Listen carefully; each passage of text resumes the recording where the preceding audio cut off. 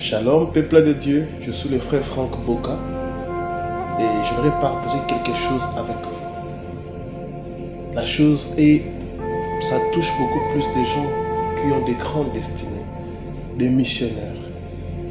Dans la parole dans l'évangile d'aujourd'hui, nous sommes dans Luc, chapitre 10, les versets 1 à 9. J'ai pris seulement quelques phrases qui m'ont beaucoup attiré mon attention. Le Seigneur dit,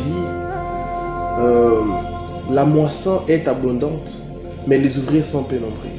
Priez donc le maître de la moisson d'envoyer les ouvriers pour sa moisson. Et il a ajouté, allez, voici que je vous envoie comme des agneaux au milieu de loups. Ne portez ni bourse, ni sac, ni sandales, ne saluez personne en chemin. Et j'insiste, ne saluez personne en chemin. Pendant que le Seigneur envoyait ses disciples, il donnait des instructions. Pendant que le Seigneur envoyait ses disciples, il a donné quelques instructions. La désobéissance à ces instructions amènera à ce qu'ils puissent échouer dans leur mission. Chacun de nous est un missionnaire. Et le Seigneur a donné à chacun de nous quelques orientations qu'il faut respecter de manière scrupuleuse. Et parmi ces instructions, notre Dieu qui est amour, qui est relationnel, il les a interdits non seulement d'amener quelque chose qui peuvent les aider dans leur mission, mais il les a dit, ne saluez personne. Est-ce que Jésus-Christ est contre discuter? Est-ce que Jésus-Christ est contre être galant? Mais il y a certaines choses, dans certaines tâches, dans certaines missions, où le Seigneur t'invite, où le Seigneur nous invite à être focus, objectif. Il y a certains combats dans la vie qui ne vous font que vous retarder.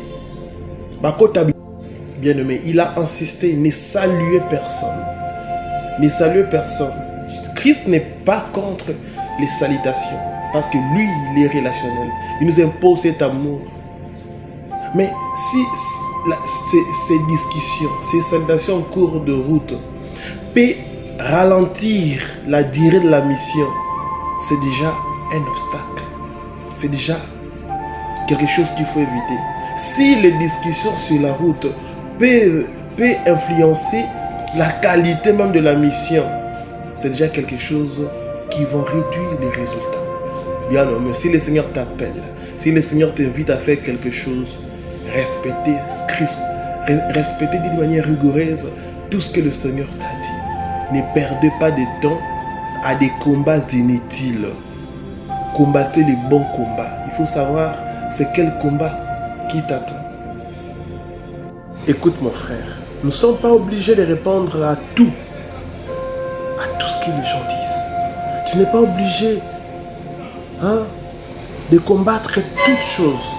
Tu n'es pas obligé de faire des choses comme tout le monde. Tu es spécial, tu es unique. La mission de Jean, bien que nous tous nous sommes logés dans la mission universelle, la mission de Jean est peut-être différente de la mission de Paul. Et la mission de Paul est probablement différente de la mission de Marc, de Luc. C'est question juste d'être obéissant. Obéissant à ce que le Seigneur te demande de faire. Et acceptons-nous, sachant que le Seigneur notre Dieu nous envoie et envoie chacun de nous d'une manière ou d'une autre. Acceptons cette diversité, cette autre manière de faire qu'une autre personne le fait. Parce que ça peut être une orientation.